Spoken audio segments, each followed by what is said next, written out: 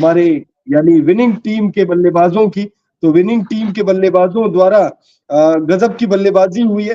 Philip salt 162 रनों की जरूरत थी टीम को, केकेआर को 162 रनों की जरूरत थी और केकेआर के लिए फिलिप सॉल्ट ने नाबाद 89 रनों की पारी खेली, 189.36 की स्ट्राइक रेट, तो 14 चौके और 3 सिक्स उनके बल्ले से। तो वहीं कप्तान श्रेयस अय्यर छोटी पारी, धीमी पारी कहेंगे, लेकिन जो जरूरत थी टीम को और इनको भी जरूरत थी उस मोमेंटम की, इन्हें इनके लिए भी रन बनाना बेहद आवश्यक था। 38 रन बनाकर ये भी नाबाद लौटे और टीम को जीत दिला दी है। प्रकाश सर, इस मुकाबले को देखने के बाद क्या कहना चाहेंगे? लखनऊ सुपर जायंट्स नवाब और नई जर्सी में उतरे और इस मुकाबले में चोक कर गए। कौरवो लड़वो जीतवो रे, किंग खान की टीम है गुरु। ये किंग खान, शाहरुख खान की टीम है। बिल्कुल किंग स्टाइल में खेले हैं लोग और क्या जीते हैं यार। किसी को होम ग्राउंड में मैच कैसे जीतना है, कैसे खेलना है, वो फिल शॉट और किंग खान ने दिखाया। शाहरुख को सलाम है। आज लड़कों को बड़ी पार्टी दे सकते हैं शाहरुख खान। मतलब जिस तरह की जीत, आप बताओ, 4 ओवर रहते जीत गए। और आज शाहरुख खान की सारी शिकायत जो है टीम ने दूर कर दी है।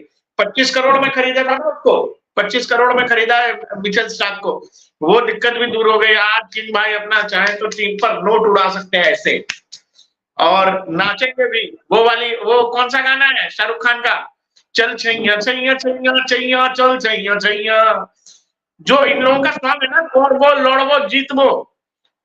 केवल जीतवो हुआ, लड़वो तो था ही नहीं। आज कोई लड़ाई नहीं थी। ये लखनऊ के नवाब कलकत्ता में जाके बड़े ढीले पड़ गए यार। इन लोगों को लखनऊ में बोलो मैच खेलने, कलकत्ता क्यों गए थे ये लोग? सारा मैच अगर इनको घर में ही खेलना है, बिल्कुल। आप बताओ ना, 4 ओवर रहते कोई टीम मतलब खत्म कर दे रही है गेम यार। कोई स्कोर तो खराब नहीं था ठाकुर, सम्मानजनक स्कोर था।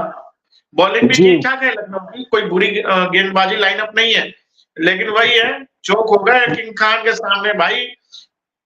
शाहरुख खान का अपना भौकाल भी है यार। 11 प्लेयर जो खेल रहे थे मैदान में, खेल ही रहे थे। शाहरुख खान स्टेडियम से जब तक मैच चलता रहता तब तक वो अलग खेलते रहते हैं। बताइए, सही कह रहा हूँ ना? बिल्कुल बिल्कुल सही कह रहे हैं आप प्रकाश सर। और इस मुकाबले को, वही जैसे पिछले लाइव सेशन में मैं कह रहा था कि शायद लखनऊ वाले भूल गए कि भाई हम दूसरे के घर पे जाकर खेल रहे हैं। जैसा अपने घर पे इकाना क्रिकेट स्टेडियम में ये मैच खेलते हैं, और इकाना क्रिकेट स्टेडियम का मिजाज अलग है, ईडन गार्डन्स का मिजाज अलग है। ईडन गार्डन्स में तो जब आप पहले बल्लेबाजी कर रहे हो, तब तो आपको कम से कम 190 से नीचे का स्कोर तो देना ही नहीं चाहिए, क्योंकि वो पाप कहलाता है। क्योंकि यहाँ पर चेज बहुत आसान होता है। हालांकि ये दिन का मुकाबला था, अगर 180 190 के ऊपर का स्कोर होता तो निश्चित तौर पर इस मुकाबले को फाइट कर सकती थी लखनऊ की टीम। लेकिन लखनऊ के लिए स्टार्ट जो है, 162 रन जब आप डिफेंड कर रहे हो तो शुरुआत आपको अच्छी मिलनी चाहिए। शमार जोसेफ, देखिए पहला मुकाबला खेल रहे थे, ये आईपीएल डेब्यू था इनका, और बहुत गजब के गेंदबाज है। हालांकि आंकड़े नहीं बता रहे कि ये गजब के गेंदबाज है, लेकिन पहला ओवर अगर आपने देखा हो प्रकाश सर, मतलब कम से कम 3 वाइड डाल दिए थे, 2 नो बॉल फेंक दिए थे, 1 वाइड का चौका था, 1 लेग बाय था, 1 बाय का रन था। टोटल 15-17 रन दे दिए थे पहले ही ओवर में। भाई अब प्लेयर को डगआउट में बैठा के रखोगे और चाहोगे कि, मतलब हमेशा ऐसा नहीं होता ना कि पहला मैच आप खिला रहे हो और प्लेयर आके परफॉर्म कर दे। मौका दिया, ठीक है, लड़का तो गेंदबाज तो अच्छा है ही, हो सकता है आगे के मैच में। पहले किसी एक मैच या 1 ओवर से किसी नए लड़के को जज नहीं करना चाहिए ठाकुर। दिन खराब गया, कोई बात नहीं, आगे मौका मिलेगा। हो सकता है यही तोड़फोड़ कर दे लखनऊ के लिए। हम लोगों ने देखा मयंक यादव जो लड़का है, नया ही है ना, आते ही तहलका मचा दिया ना। कौन जानता था मयंक यादव को, आप बताओ? हमने आपने कभी बात भी नहीं की मयंक यादव पर। लखनऊ के टीम में वो थे, लेकिन फिर कैसा तोड़ा है उस गेंदबाज ने। सही कह रहा हूँ ना? तो शेमर जोसेफ को अभी थोड़ा वो दे दो। तुम ये बात करो कि वो जो लड़का है आईपीएल का बेस्ट ऑलराउंडर, क्या नाम है उसका? किसकी बात कर रहे हैं? हुड्डा, द ग्रेट दीपक हुड्डा। दीपक हुड्डा, नीचे ग्राफिक्स लगा दिए। क्या हो गया इस भाई को, बताओ? 10 गेंदों में 8 रन। मतलब हर आईपीएल में जब तुम खोजोगे ना, तो इस भाई के 2-3 इनिंग तुमको मिलेंगे जिस पर तुम बात कर सकते हो। नहीं तो भाई 5, 8, 7 गेंदें खेलता है और वापस चला जाता है। क्या किसी ने ऐसा तो नहीं इसको कह दिया कि भाई तुम 5 गेंद से ज्यादा नहीं खेलोगे? कोई बोल के भेजता है इसको? आज 10 बॉल खेली है इन्होंने। और गलत शॉट मार के भाई अपना आउट। देखो आज भी एक चौका मारा है भाई, छक्का नहीं है, आमतौर पे छक्का भी मार ही देता है, 8-10 गेंद खेलने के बाद एक आध छक्का मार लेता है ये।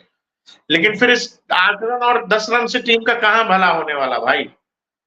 नहीं, ये बात तो बिल्कुल सही कह रहे हैं आप। जब आपकी टीम ईडन गार्डन्स में खेल रही हो तब आपको कम से कम 180 प्लस का स्कोर तो देना ही चाहिए, और 180 का स्कोर तब बनता है जब टॉप ऑर्डर की तरफ से अच्छी बल्लेबाजी होती है। और एलएसजी की बात करें तो टॉप ऑर्डर में क्विंटन डिकॉक बहुत गजब के बल्लेबाज है, लेकिन 10 रन बनाकर ही आउट हो गए। और जब क्विंटन डिकॉक आउट हो गए, केएल राहुल के जोड़ीदार के रूप में ये मैदान पर आए थे, और उसके बाद से मोमेंटम जो है वो केकेआर की तरफ शिफ्ट होना शुरू हो गया।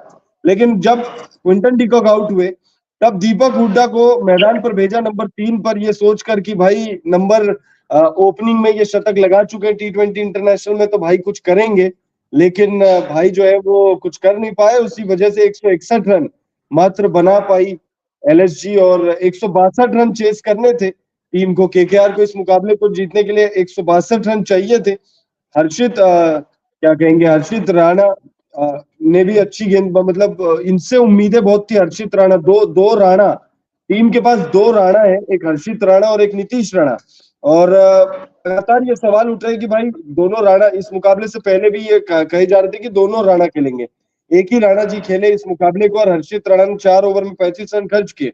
लेकिन वही बात कर रहा था कि 162 रन चेस करने की जरूरत थी, और फिलिप सॉल्ट खूंटा गाड़ कर खड़े रहे, नवासी नाबाद बनाकर वो लौटे डगआउट में, और उनका साथ बखूबी दिया श्रेयस अय्यर ने। शमार जोसेफ की तरफ मैं आना चाहूंगा कि जैसे अभी आप थोड़ी देर पहले मेरे ऊपर डाल दिए कि एक ही मैच खेला है लड़का, मैं तो सोचा करके कि आप रेलेंगे, आप तो मेरे ऊपर डाल दिए, मैं तो खुद ही मौके दे देता हूँ कम से कम 2-4। भाई नया लड़का है, क्यों रेलना है। ये जो लोग सालों से आईपीएल खेल रहे हैं, ठेकेदारी पर ठेका ले लिया जिन्होंने खेलने का, वो परफॉर्म नहीं करेंगे। और जो लड़के को बेंच पे बिठा रखा हो, पहले मैच में आके 5 विकेट निकाल ले, 4 में 2 मेडन डाल दे, ऐसा नहीं होता है। आगे जब खेलेगा शमर जोसेफ 2-4 मैच खेलने दो, फिर इस पर भी बात करेंगे। बिल्कुल, तो शमार जोसेफ पर भी बात होगी लगातार। अभी देखिए शानदार गेंदबाज है, अगर आप लोगों को पता ना हो तो शमार जोसेफ वही गेंदबाज है जिन्होंने ऑस्ट्रेलिया में ऑस्ट्रेलियन टीम को टेस्ट मुकाबले में मतलब पस्त कर दिया था। 7 विकेट लिए थे उस मुकाबले में, और ऑस्ट्रेलिया को वेस्ट इंडीज ने ऑस्ट्रेलिया में हरा दिया था। तो भाई शमार जोसेफ गजब के गेंदबाज है, और उस प्रदर्शन के बाद इनकी इतनी चर्चा हुई वर्ल्ड क्रिकेट में इतनी चर्चा हुई कि उसके बाद जो है ये आईपीएल का इनको टिकट मिला, और आईपीएल में इनको लखनऊ सुपर जायंट्स ने पिक कर लिया, और लखनऊ सुपर जायंट्स की तरफ से आज डेब्यू करने का इन्हें मौका मिला। लखनऊ सुपर जायंट्स और कोलकाता नाइट राइडर्स के बीच में आईपीएल 2024 का मैच नंबर 28 ये ईडन गार्डन्स में खेला गया, और इस मुकाबले में पहले बल्लेबाजी करते हुए लखनऊ सुपर जायंट्स ने 161 रन बनाए 7 विकेट के नुकसान पर। क्विंटन डिकॉक 10 रन बनाकर आउट हुए। दीपक हुड्डा 8 रन बनाकर ये आउट हुए। केएल राहुल 39 रनों का योगदान इन्होंने दिया, अच्छी बल्लेबाजी रही। मार्कस स्टोइनिस 10 रन बनाकर आउट हुए। आयुष बदोनी ने कुछ देर जरूर केएल राहुल का भी साथ दिया और निकोलस पूरन का भी साथ दिया। 29 रन उन्होंने बनाए, 2 चौके और 1 सिक्स इनके बल्ले से हमने देखा। निकोलस पूरन 45 रन बनाकर आउट हुए हैं। 32 गेंदों का सामना किया, 140.62 की स्ट्राइक रेट से रन बनाए। ये 50 डिजर्व करते थे, लेकिन 50 ये बना नहीं पाए, उससे पहले ये आउट हो गए। उसके बाद अगर हम बात करें लखनऊ सुपर जायंट्स और केकेआर के बीच में जो मुकाबला खेला गया, इसमें लखनऊ सुपर जायंट्स ने केकेआर को जो टारगेट दिया था, वो टारगेट बेहद छोटा टारगेट था, बहुत छोटा टारगेट था, और इस टारगेट को बहुत आसानी से मुकाबला जो है केकेआर ने अपने नाम कर लिया। केकेआर ने इस मुकाबले को जीत लिया है। केकेआर मतलब लगभग 5 ओवर पहले ही केकेआर ने इस मुकाबले को जीत लिया है। मतलब ये बहुत बड़ी जीत है केकेआर की।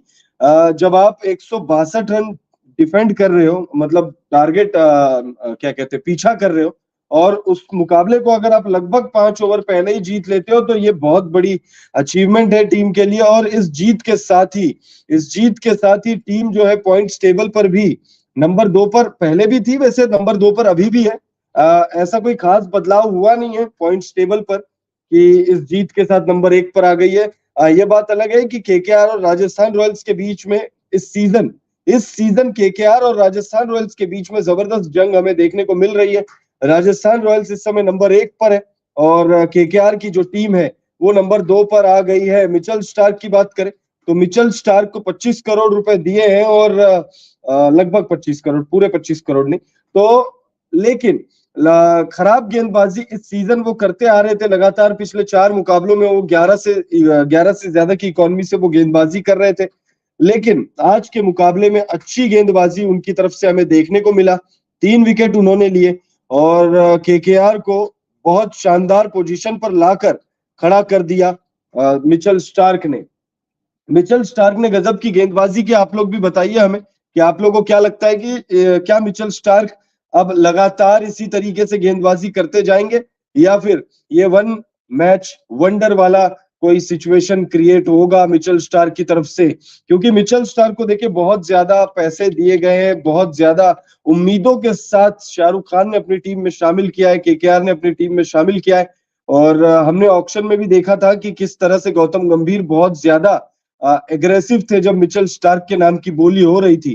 तो क्या मिचेल स्टार्क अब यहाँ से इसी तरीके का प्रदर्शन देंगे या फिर ये वन मैच वंडर वाली कोई बात या वो वाला कोई हालात होंगे केकेआर के साथ? बहरहाल मैच की अगर हम बात करें तो इस मुकाबले को बहुत अच्छी तरीके से लगभग 5 ओवर पहले जीत लिया है केकेआर ने और होम टीम ने इस मुकाबले को जीत लिया। और केकेआर के डगआउट में, अगर आप माफी चाहूंगा, डगआउट में केकेआर के लिए चीयर करने के लिए आए थे आज ओनर शाहरुख खान, को ओनर शाहरुख खान मौजूद थे यहाँ पर मैदान पर और हमने देखा है कि जब जब शाहरुख खान मैदान पर अवेलेबल होते हैं तब केकेआर की टीम जो एक अलग जोश के साथ मैदान पर उतरती है। तो ये भी एक अलग किस्सा ही है कि जब जब शाहरुख खान